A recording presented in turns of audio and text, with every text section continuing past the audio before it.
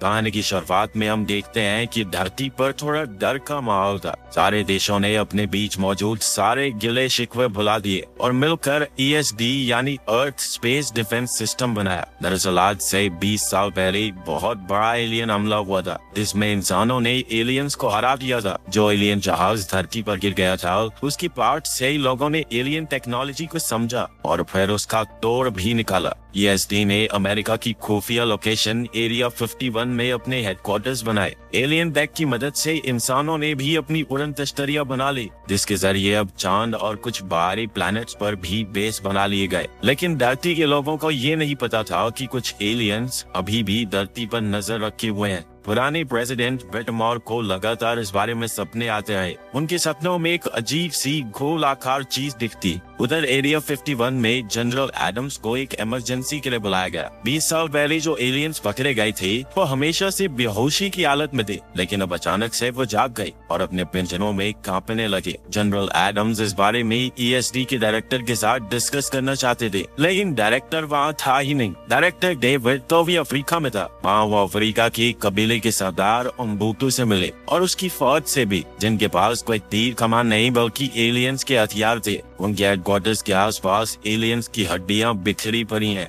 वहाँ के लोग डेविड को देखकर खुश नहीं हुए, लेकिन इससे पहले की बात और बिगड़ती, कैथरीन ने बीच में आकर कहा कि डेविड मेरे साथ है। कैथरीन यहाँ पहले से काम कर रही थी। उसने डेविड को वो जहाज दिखाया जो पहले हमले के दौरान धरती पर उतर गया था। 10 साल पहले यहाँ के लोकल लोगों ने जहाज से बाहर आए एलियंस से लड़ाई की थी और उम्बुटू ने बताया कि 2 दिन पहले अचानक से जहाज की लाइटें अपने आप चालू हो गई। उन्हें वहाँ पास में ही बड़ा सा गड्ढा भी मिला, जिससे पता चला कि एलियंस धरती के अंदर तक ड्रिल करना चाहते थे ताकि पूरा प्लेनेट ही तबाह हो जाए। लेकिन जैसे ही मदरशिप को उड़ा दिया गया तो वो अचानक रुक गए। जब सभी लोग जहाज के अंदर गए तो उन्होंने देखा कि कंप्यूटर एक सिग्नल भेज रहा है, जो डेविड ने पहचान लिया कि ये तो मदद मांगने का संकेत है, जिसका मतलब है कि ये जहाज खुद ब खुद बाकी एलियंस से मदद मांग रहा है कि आ जाओ धरती पर हमला करने। और खतरनाक बात ये थी कि किसी ने इस सिग्नल का जवाब भी दे दिया था। इसी दौरान जनरल एडम्स को खबर मिली कि एक दूसरे प्लेनेट पर बना हुआ बेस पूरी तरह से तबाह हो गया है। इस खबर से सभी लोग रेड अलर्ट पर आ गए।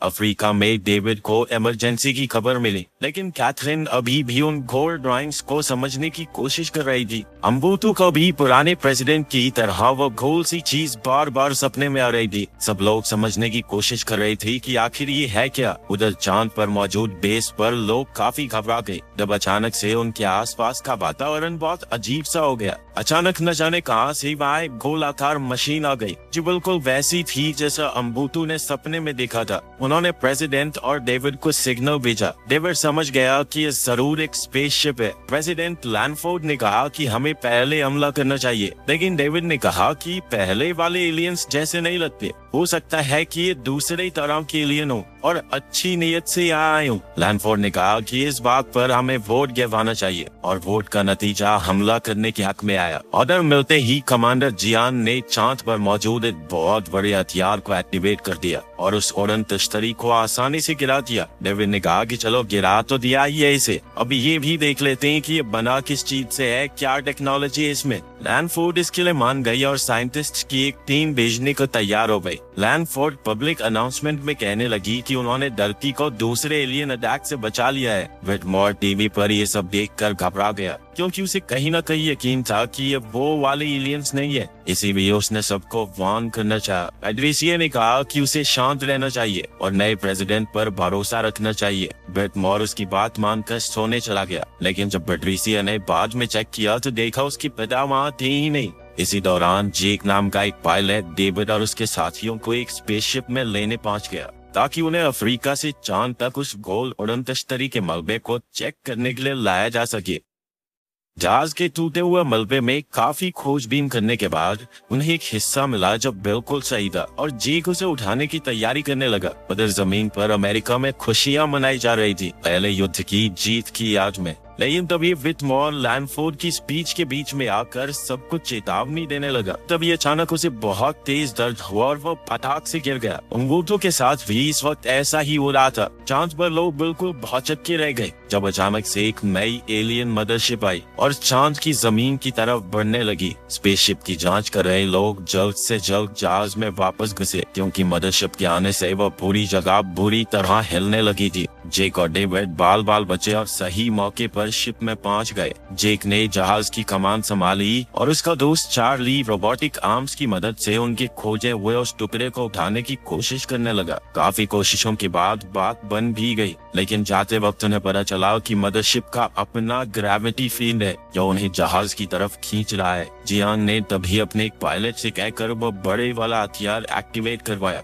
लेकिन मदरशिप पर इसका कोई असर नहीं हुआ। साथ ही मदरशिप ने पलटकर वार किया और उस हथियार को उड़ा दिया। जियांग ने सब लोगों से जल्द पूरे बेस को खाली करने को कहा, लेकिन तब तक मदरशिप ने बेस के साथ साथ चांद के बहुत बड़े हिस्से को उड़ा दिया। ईएसडी ने अपना ऑर्बिटर डिफेंस सिस्टम एक्टिवेट किया, लेकिन यह मदरशिप पहले वाली से काफी ज्यादा ताकतवर थी। उसने अपने रास्ते में आने वाली हर एक चीज को उड़ा दिया और पृथ्वी में घुसने लगी। इसकी वजह से कई शहर तबाह होने लगे, लोग और बिल्डिंग्स हवा में उड़ने लगी। डेविड ने हिसाब लगाया कि ये जहाज तो समुद्र में घुसना चाह रहा है। शायद इन्होंने पता लगा लिया है कि वहाँ से धरती के बीच तक खोदना काफी आसान होगा, क्योंकि समुद्र तो पहले ही काफी नीचे है। उधर जेक जैसे तैसे गिरते हुए बिल्डिंग्स और खतरनाक मलबे से जहाज को बचाते हुए उड़ा रहा था। लैंडफोर्ड ने ऑर्डर दिया कि समुद्र के पास वाले सभी शहरों से लोगों को बाहर निकालो, लेकिन कुछ वर्ड्स तक वो मैसेज टाइम पर नहीं पहुंच पाया। डेविड के पिता जूलियस उस वक्त समुद्र में फिशिंग कर रहे थे। जब उन्होंने जहाज को देखा तो सीधा डेविड को फोन किया और कहा कि ये शिप पिछली वाली से काफी बड़ी है, लेकिन तभी एक दूसरी बोट जूलियस की बोट से टकरा गई।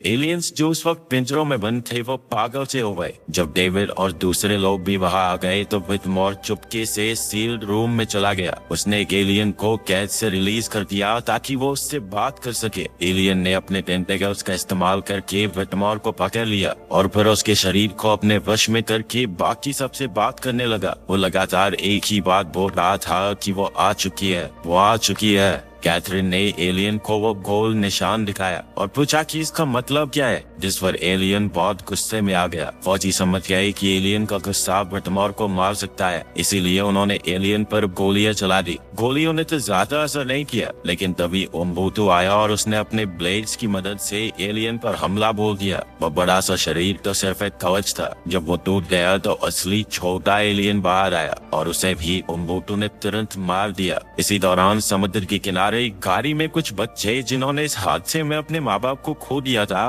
वो छुपने के लिए जगह ढूंढ रहे थे। मलबे के बीच में उन्हें जूलियस की टूटी हुई बोट मिली जिसमें वो बेहोश पड़ा था। उन्होंने देखा कि आदमी तो जिंदा है, तो वो उसे भी अपने साथ ले गए। एरिया 51 की टीम मदरशिप को स्कैन करने लगी, जिससे डेविड को समझ आया कि वो आ चुकी का मतलब है कि इन एलियंस की रानी आ चुकी है। इनका जो सिस्टम था बिल्कुल मक्खियों की तरह था, बाकी सब काम करने वाले मजदूर और एक रानी। दूसरी तरफ एक आधुनिक एयरक्राफ्ट ने समुद्र के नीचे का लाइव फीड भेजा, जिसमें वो मदरशिप समुद्र के नीचे ड्रिल मार रही है। ये एलियंस धरती के कोर तक पहुंचना चाहते हैं और अगर ऐसा हो गया तो पूरी धरती तबाह हो जाएगी। लैंडफोर्ड ने मिशन चालू किया कि जल्द से जल्द रानी को ढूंढ कर उसे खत्म कर दो और सभी पायलट्स तैयार भी हो गए। ड्रोन्स पहले जाएंगे ताकि वो मदरशिप की शील्ड को डिसेबल कर सके। फिर बारी आएगी बमबारी करने वाले एयरक्राफ्ट्स की, जो क्वीन को जल्द से जल्द खत्म करने की कोशिश करेंगे। जब पायलट्स मदरशिप के करीब पहुंचे तो मदरशिप ने अपना डिफेंस सिस्टम एक्टिवेट कर दिया। सभी पायलट्स ने अपने बचाव की पूरी कोशिश की,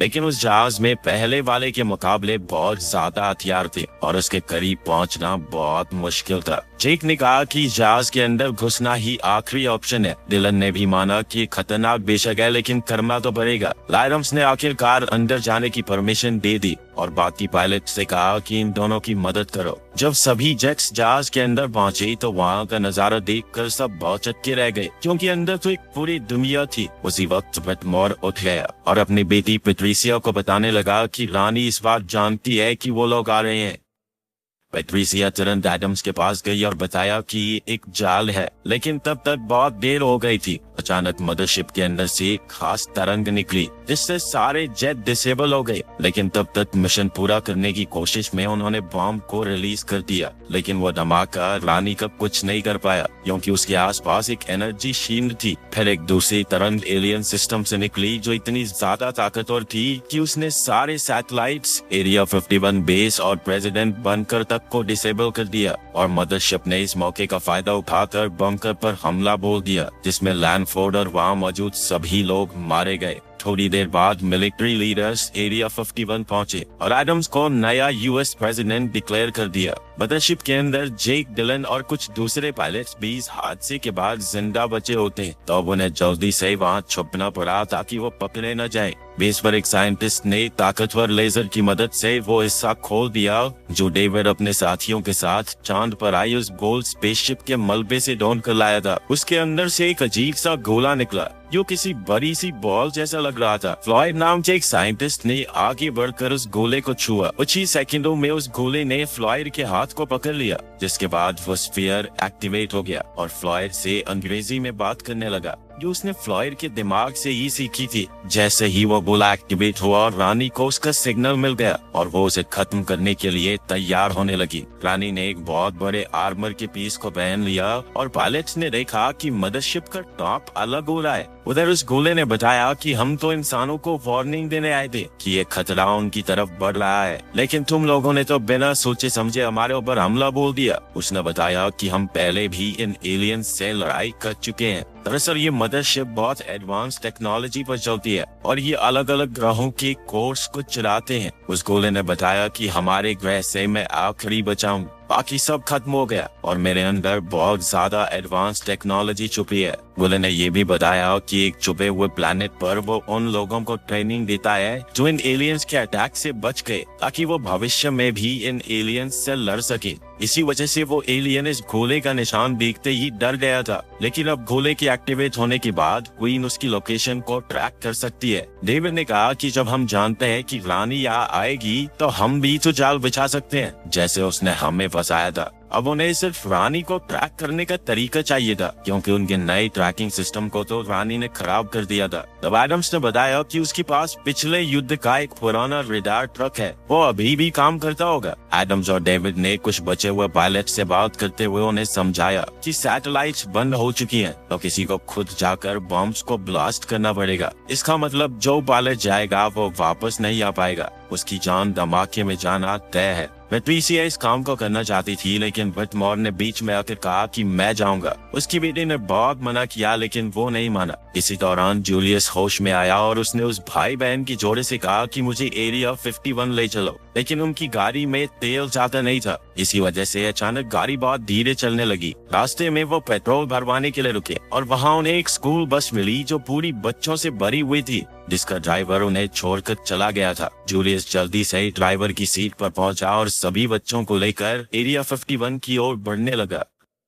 मदरशिप के अंदर पायलट्स को एलियंस का हैंगर मिला। जेक ने आगे कदम बढ़ाए ताकि वो एलियंस का ध्यान भटका सके। साथ ही उसने गाली दी और फ्लोर पर पेशाब करने लगा ताकि एलियंस का ध्यान पूरी तरह उसके ऊपर हो जाए। इस दौरान उसके दोस्त एलियंस के जेट चुरा लेंगे। एलियंस जेक की इन हरकतों से बहुत नाराज हो गए और उस पर दनादन गोलियां बरसाने लगे, लेकिन इससे पहले कि जेक को गोली लगती बाकी पायलट्स जेट उड़ा कर ले गए और जेक को भी उड़ा लिया। अभी एलियंस ने उनका पीछा करना शुरू कर दिया और दरवाजे बंद करने लगे। पायलट्स बड़ी मुश्किल से अपना बचाव करके जैसे तैसे निकल रहे थे और आखिरकार वो लोग जहाज के दरवाजों के बंद होने से पहले ही वहां से निकल गए। बेस पर सभी लोग हमला करने के लिए पूरी तरह तैयार थे। पैट्रिसिया अपने पिता को जाते देखकर उनके मना करने के बावजूद ये फैसला करती है कि वो भी उनके साथ जेट उड़ाकर मदद करेगी। उसी वक्त जूलियस बच्चों के साथ बस लेकर वहाँ पहुँच गया। तभी रानी भी अपनी फौज के साथ वहाँ आई। अब एरिया 51 वाले बेस और एलियंस के बीच में एक नया युद्ध शुरू हो गया।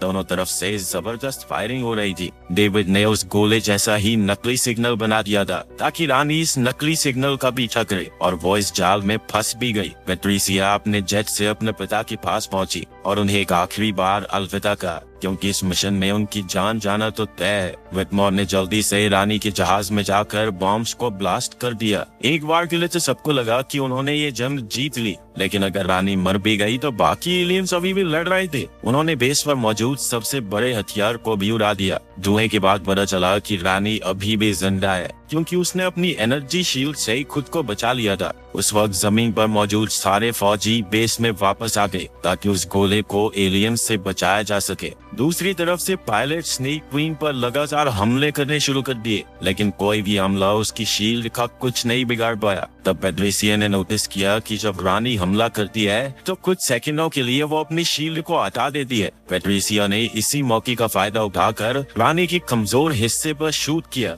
जिससे शील्ड टूट गई और अब रानी को मारा जा सकता था। रानी ने गुस्से में उसके जेट पर हमला बोल दिया, लेकिन पैट्रिसिया ने सही मौके पर पैराशूट खोलकर अपनी जान बचा ली। रानी उसका पीछा करने लगी, लेकिन उसी वक्त डिलन और बाकी पायलट्स वहां आ गए और रानी पर उसी की टेक्नोलॉजी से हमला कर दिया। बेस के अंदर एलियंस उस गोले तक पहुंच गए। एलियंस ने रानी को अपनी लोकेशन का सिग्नल भेजा। उधर डिलन और उसकी टीम में एक जेट का कंट्रोल खो दिया, क्योंकि रानी अपनी टेक्नोलॉजी को अपने दिमाग से चला सकती थी। उधर ओम्बुडो और फ्लॉयड भी उस गोले को बचाने के लिए एलियंस से लड़ने के लिए पहुंचे। जल्द ही ओम्बुडो और फ्लॉयड ने सभी एलियंस को खत्म कर दिया। अब लगभग 2 मिनट में रानी बेस की छत को तोड़ना शुरू कर देगी ताकि वो उस गोले तक पहुंच सके। एलियंस के सभी जेट्स रानी के चारों तरफ उसका कवच बनकर घूम रहे थे। जेक और डिलन के जेट्स का भी यही हाल था। उसने जेट के मैनुअल थ्रस्टर्स को ऑन कर दिया, जिससे वो उस बवंडर से बाहर निकल आई। जैसे ही रानी बेस के अंदर पहुंची, उसने स्फीयर को पकड़ लिया। वहीं जेक और डिलन ने जेट की कंट्रोल को वापस पाकर रानी पर धुआंधार गोलीबारी शुरू कर दी, जिससे रानी का कवच टूट गया। रानी को जबरदस्त चोट लगी थी और अब वो घायल होकर नीचे गिरने लगी। सामने से डेविड उन बच्चों वाली बस को चलाते हुए आ रहा था। तभी उसने देखा कि रानी उनके ऊपर ही गिरने वाली है। उसने जल्दी से बैक गियर लगाया और बिल्कुल एन मौके पर बच गया। वो गोला भी आजाद हो गया। बिल्कुल पहले युद्ध की तरह रानी की मौत के साथ ही ड्रिलिंग भी रुक गई और एलियंस के जहाज जमीन पर क्रैश हो गए। पूरी दुनिया में ही लोग एलियंस पर अपनी दूसरी जीत का जश्न मनाने लगे। वीडियो पसंद आए तो लाइक कर देना, चैनल को सब्सक्राइब कर लेना। मिलते हैं अगले वीडियो में।